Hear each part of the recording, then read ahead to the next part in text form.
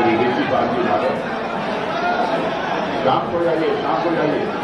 Doctor विकास अग्रवाल, हरि सिंह जी ढिल्लो, श्री आकाश पाल जी, श्री सुधीर चौहान जी, चौधरी वीरेंद्र सिंह जी, सरदार गुरेंद्र सिंह जी, श्री नरेंद्र जी धारीवाल, श्री राहुल चौहान, श्री पौली Diwakar, doctor Sonam Singh, Shri हेम सिंह नार, श्री शूरवीर सिंह जी, श्री समीर नागपाल, श्री सुरेंद्र चिकरानी और इस संसद इस विधानसभा क्षेत्र के प्रत्याशी श्री देवेंद्र जी नागपाल।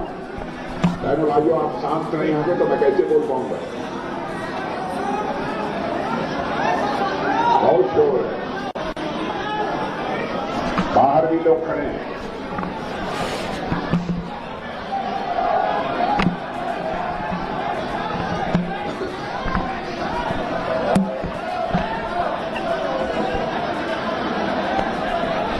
मैं जानता हूं मौसम बहुत प्रतिकूल है, मौसम का मिजाज ठीक नहीं था। मैंने भाइयों, लेकिन आपके बीच में आया हूं तो इस मौसम का सीना चीर कर आप सबके बीच में आया हूं और यहां पर विचार व्यक्त करने के लिए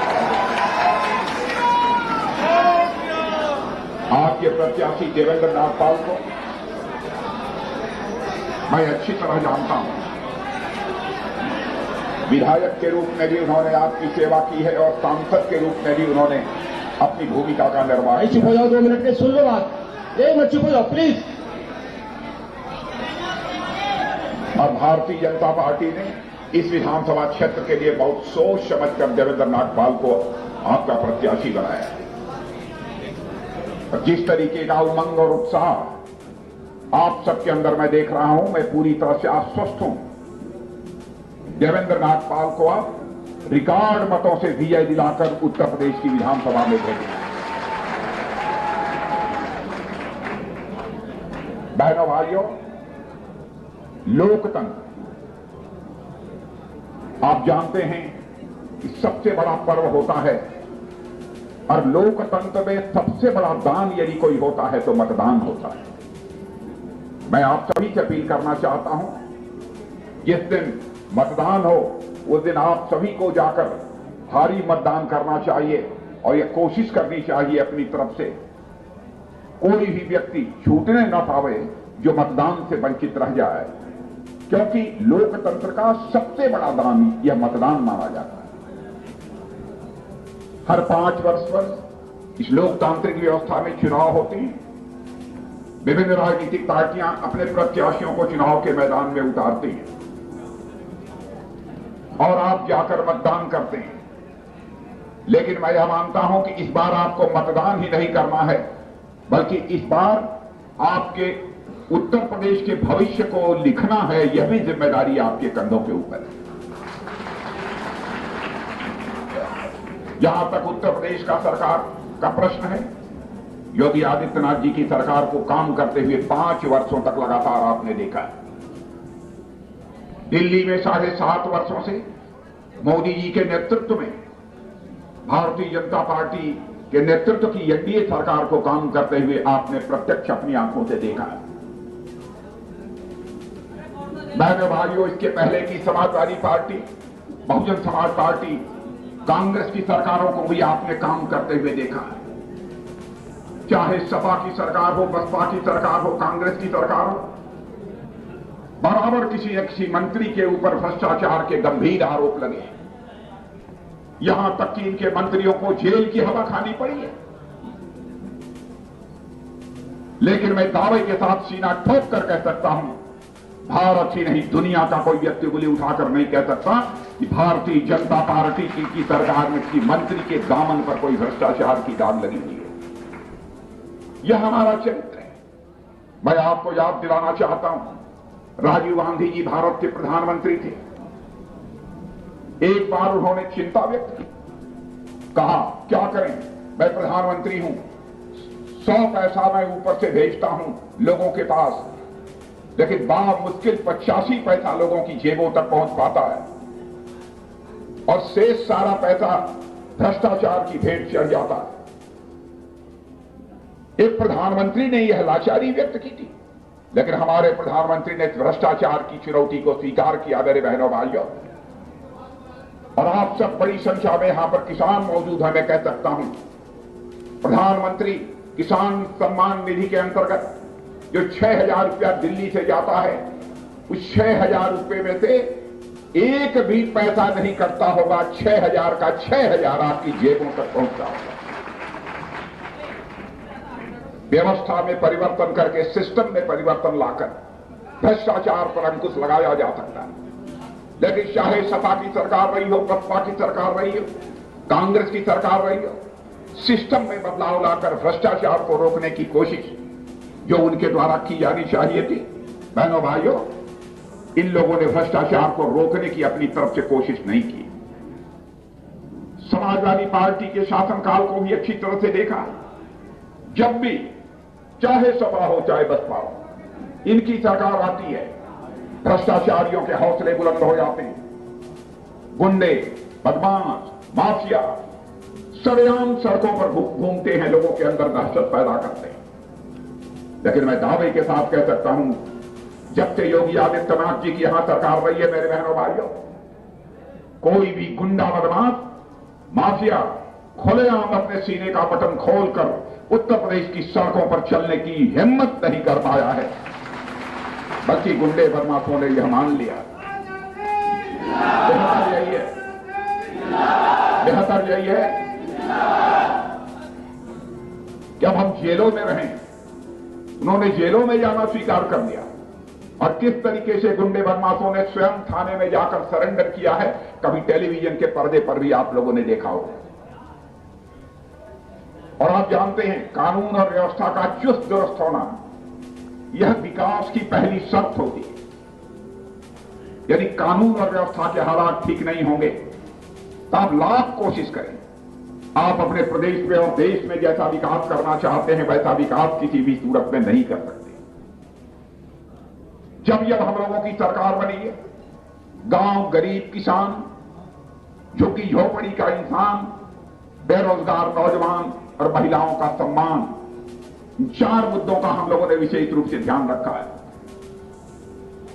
जहां तक गांवों का प्रश्न है, मैं दावे के साथ कह सकता हूं, जब आदरणीय अटल बिहारी वाजपेयी की सरकार थी, तो वाजपेयी जी की सरकार के समय ही गांवों को पक्की सड़कों से जोड़ने का सिलसिला प्रारंभ हुआ था, और आज सारे गांव पक्की सड़कों से जुड़ गए होंगे। योगी जी ने यहां पर आने के बाद और हमारे मोदी जी प्रधानमंत्री ने जिस प्रकार का धन आवंटित किया है सभी राज्यों को, उसके कारण यह संभव हो पाया है कि आज ब्लॉक हेडक्वार्टर्स और तहसील हेडक्वार्टर्स भी 2 लेन पक्की सड़कों के द्वारा जोड़े जा रहे हैं। मैं यह दावा नहीं करता कि चारों तरफ एकदम बिल्कुल पक्की सड़कों का जाल बिछ गया है, लेकिन बहनों भाइयों, इतनी बात तो मैं दावे के साथ कह सकता हूं, अन्य जितनी भी सरकारें रही हैं उनसे सबसे बेहतर काम यदि किसी राजनीतिक पार्टी की सरकार ने किया है तो भारतीय जनता पार्टी की सरकार ने वो काम किया।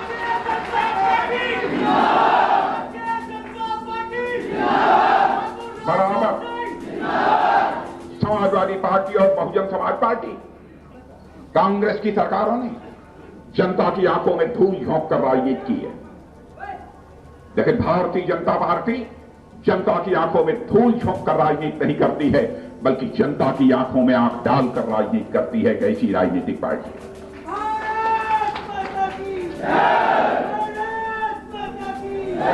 समाजवादी पार्टी के हालात कितने खराब हो चुके हैं, कितने बदतर हो चुके हैं। अब वह लाल पोटली हाथ में लेकर घूम रहे हैं, लाल पोटली। बहनों भाइयों, जो डूबता होता है उसके लिए तो तिनके का ही सहारा काफी होता है। अब समाजवादी पार्टी भी इस बार के चुनाव में पूरी तरह से डूबने जा रही है, इसलिए अब उन्होंने लाल पोटली का सहारा ले लिया। ये हालात उनके हो गए। यहां मैंने आपके सामने यह बात की है गांव, गरीब, किसान की, मैं कुछ बातें आपके सामने रखना चाहता हूं कि हमारी सरकारों ने क्या किया। क्या यह सच नहीं है? पहली बार आजाद भारत के इतिहास में हमारे प्रधानमंत्री ने यह फैसला किया, लाख कोशिश करने के बाद भी हमारा किसान उसको जितनी आमदनी होनी चाहिए उतनी आमदनी नहीं हो पा रही है, कुछ न कुछ सहारा दिया जाना चाहिए। इसलिए प्रधानमंत्री किसान सम्मान निधि के अंतर्गत 6,000 रुपया देना प्रारंभ किया। इस संभावना को नकारा नहीं जा सकता कि आगे यह बढ़ भी सकता। गांवों के हालात को सुधारने के लिए, किसानों को हालात को सुधारने के लिए, माताओं और बहनों के हालात को देखते हुए उन्होंने फैसला किया। गरीब परिवारों की माताएं बहनें, बहुत सारे मध्यम वर्गीय परिवारों की माताएं बहनें लकड़ी जलाकर, अंगीठी जलाकर खाना बनाती हैं। उनके आंखों से आंसू निकलता है। किसी सरकार ने चिंता नहीं की, चाहे सपा की सरकार रही हो, बसपा की सरकार रही हो, कांग्रेस की सरकार रही हो। पहली बार इसका दर्द यदि किसी के दिल में पैदा हुआ तो हमारे प्रधानमंत्री के दिल में दर्द पैदा हुआ।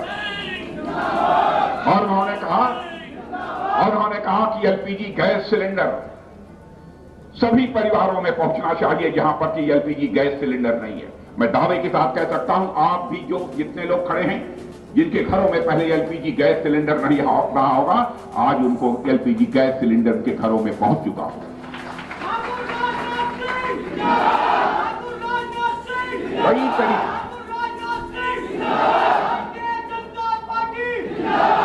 अब आपका जहां तक सवाल था, गांव में हम लोग जाते थे, पहले कच्चे मकान दिखाई देते थे।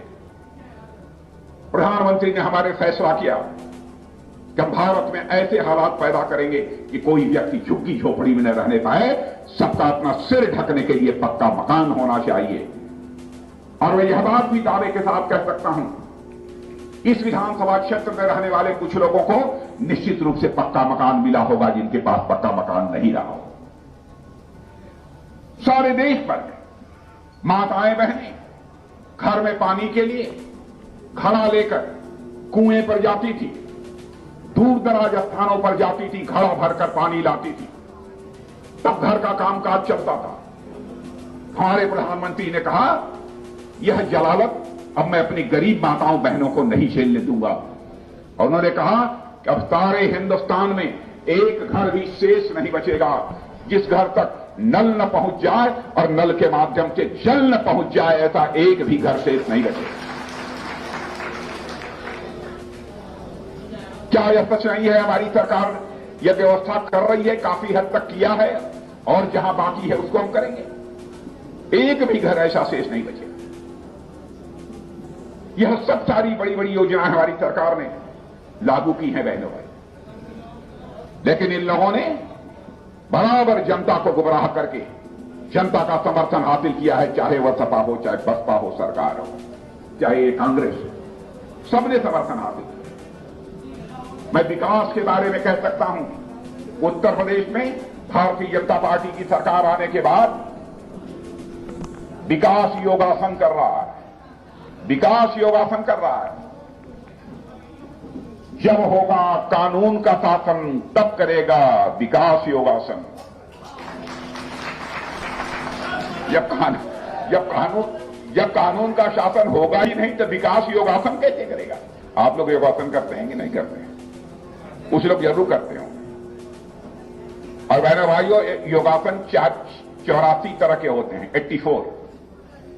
और मैं दावे के साथ कह सकता हूं, कानून और व्यवस्था के हालात हमारे उत्तर प्रदेश में इतने बेहतर हुए हैं कि 84 में से 83 योगासन विकास यहां पर कर रहा है। एक योगासन हम लोगों ने विपक्ष के लिए छोड़ दिया, सपा बसपा के लिए छोड़ दिया है, कांग्रेस के लिए छोड़ दिया है। और आप जानते हैं कौन सा योगासन उनके लिए छोड़ दिया है? शीर्षासन उनके लिए छोड़ दिया है।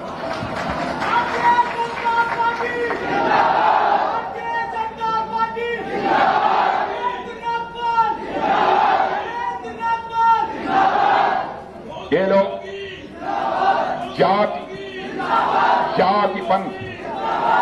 जाति पंथ और मजहब के आधार पर समाज को बांटकर यह सरकार बनाना चाहते हैं। जाति पंथ और मजहब के आधार पर सरकार को बांटकर ये लोग सरकार चलाना चाहते हैं। बहनों भाइयों, भारतीय जनता पार्टी किसी भी सूरत में जाति पंथ और मजहब के आधार पर देश को बंटने नहीं देगी। मैं आपको विश्वास दिलाता हूं, हम राजनीति करते हैं तो इंसाफ की राजनीति करते हैं, इंसानियत की राजनीति करते हैं बहनों भाई।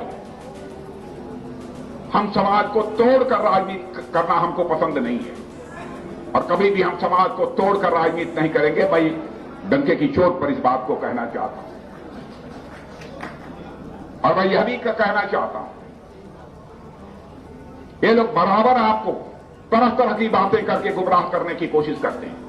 कल आपने देखा होगा भारत की संसद में कांग्रेस के नेता राहुल गांधी खड़े हुए और उन्होंने हमारी केंद्र की सरकार पर यह आरोप लगाया कि केंद्र सरकार की नीतियां इतनी गलत हैं कि पाकिस्तान और चीन दोनों मिल गए।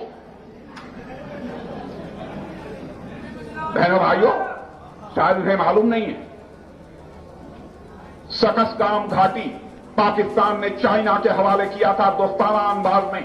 जब पंडित जवाहरलाल नेहरू जब भारत के प्रधानमंत्री थे उस समय इस घाटी को, सकसगाम घाटी को, उस समय पाकिस्तान ने चाइना के हवाले किया था। उस समय पाकिस्तान चाइना की दोस्ती थी। देश की जनता को गुमराह करने की कोशिश मत करिए। इतना ही नहीं,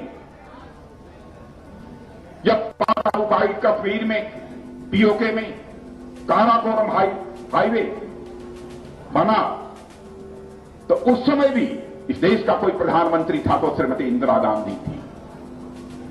बहनों भाइयों, भारत की संसद में खड़े होकर देश की जनता को गुमराह नहीं किया जाना चाहिए। लेकिन कल राहुल जी ने अनाप शनाप यही सब सारी